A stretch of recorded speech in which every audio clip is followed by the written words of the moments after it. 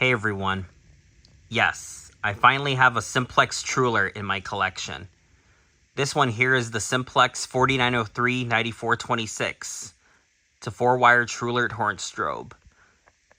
The strobe is 75 candela. And yeah, it's really awesome. Alright, so we'll be doing this in 4 coatings. We'll be doing it in continuous, march time, code 3, and pulse. Alright, well, before we get started, please make sure the volume is not as loud because this horn really is loud, and yeah, from the time I'm making this video, it's going to be really loud. So, and the strobe will be running while I'm testing. So if you guys have epilepsy, I suggest you do not watch this. Alright, here we go. So this here is continuous.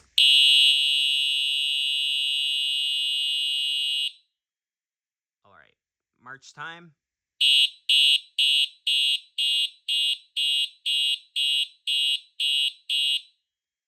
Code 3.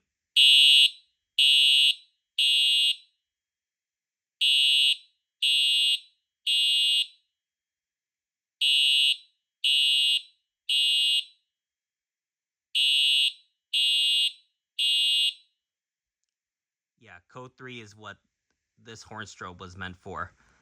Alright, for the last coating, we'll be doing it in pulse, which pulse is a lot of different names. For a few chime strobes, it would be known as continuous, but for a few sync modules or sync protocols, it would be known as march time. But yeah, which is why it's slower. So yeah, it's a lot of names, but for a lot of fire alarm experts, is pulse. So here we go, pulse.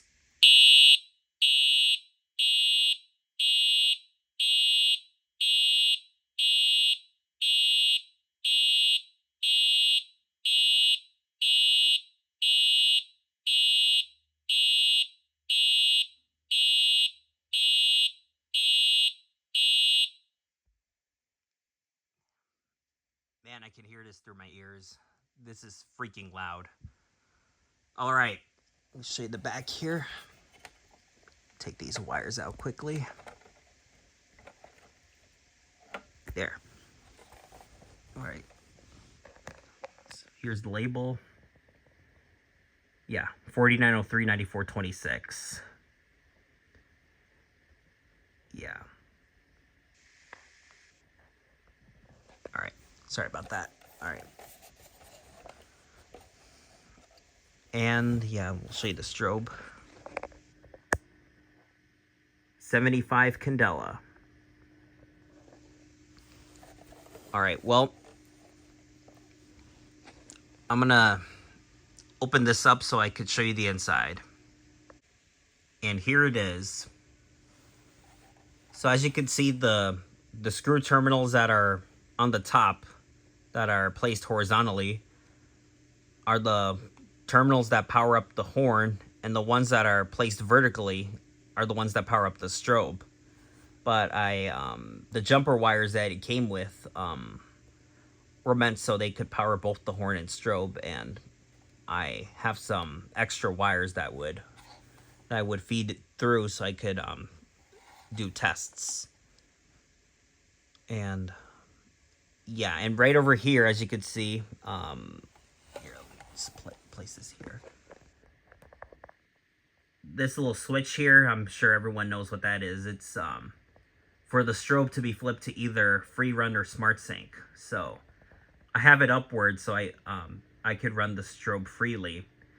And since I don't have a sync module, I don't think there would be a reason I would use smart sync, but yeah. And here's the horn. Yeah. All right, well, and here's the cover, by the way. Before I say anything else, here's the cover. Nothing really special, just like all Simplex Truealerts. Yeah. All right, well, I'm going to pop this back in, and yeah, I'm going to pop this back in. All right, the cover's back on. So yeah, for a lot of Simplex Truealerts, there would be models where it would be 2-wire, which is the majority of a lot of them.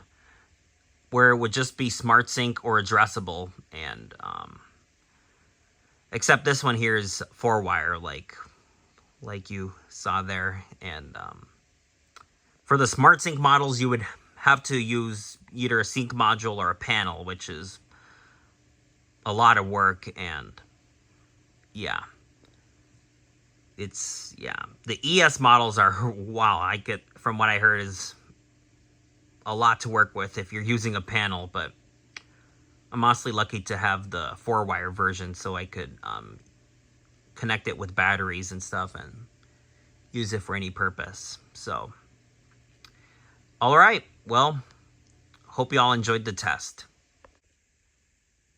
All right, now to end the video, I will pull it off with a Simplex pull station.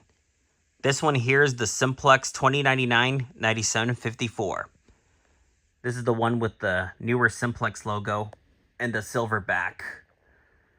And for this is because Simplex Truealerts have been manufactured with the newer Simplex logos as well, the ones that were made in the late 1990s. And yeah, Simplex has been making silverback pull stations in the 1990s, and y'all know for a while they've been doing ones with red backs. And since the newer logos and the Truealerts came along, they went back to making pull stations with silverbacks. And it's cool that a lot of times Simplex would change their logos on their devices on both horn strobes and pull stations.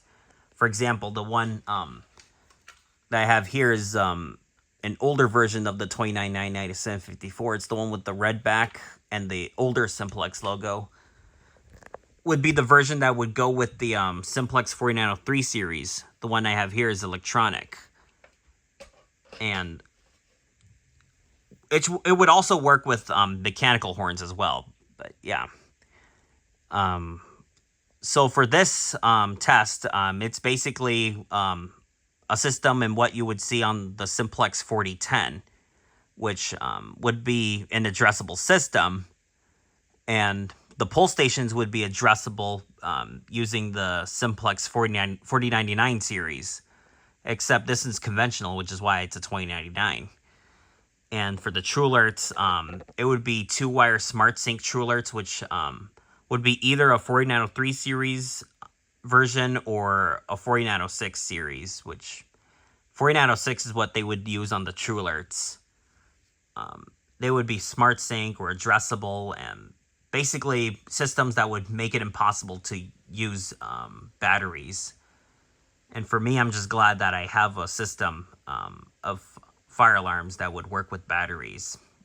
And yeah. I also have the corresponding Simplex B key that goes with the pull station. It's the one with the, well, it just says B. No Simplex logo or anything like the other pull station I have. Other than that, enough of me talking. Let's go on with the test. Here we go. In 3, 2, 1.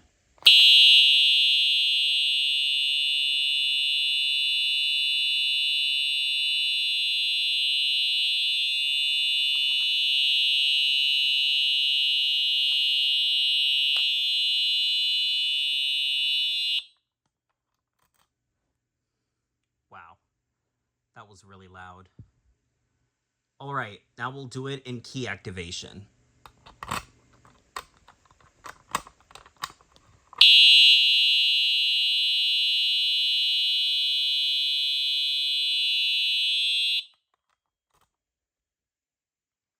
Wow, that is really loud. All right, you all. Thank you all for watching, and I'll see you in the next one.